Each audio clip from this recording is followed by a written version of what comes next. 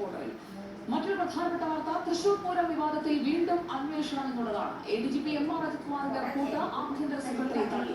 ഗൂഢാലോചനയും ADGP Pooram കലക്കുന്നതിൽ ഇടപെട്ടോ എന്നതും അന്വേഷിക്കണമെന്നതാണ് ആഭ്യന്തര secretary കൊടുത്തിരിക്കുന്ന ശുപാർശ. മുഖ്യമന്ത്രിയാണ് ഇക്കാര്യത്തിൽ അന്തിമ തീരുമാനം എടുക്കേണ്ടത്.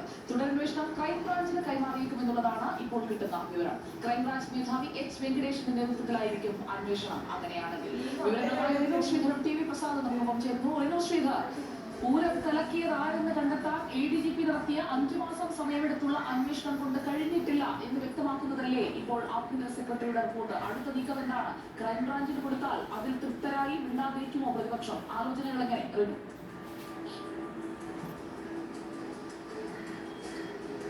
സുജയ, തൃശൂർ പൂരം അലങ്കോലമാക്കിയതുമായി ബന്ധപ്പെട്ടുകൊണ്ട് 7 ദിവസത്തെ സമയമാണ് മുഖ്യമന്ത്രി നൽകിയിരുന്നത് അന്വേഷണ റിപ്പോർട്ട് സമർപ്പിക്കാൻ. എന്നാൽ 5 മാസമായിട്ടും റിപ്പോർട്ട് സമർപ്പിച്ചില്ല. തുടർന്ന് വാർത്തകൾ വരുന്നു, വിവാദമാകുന്നു.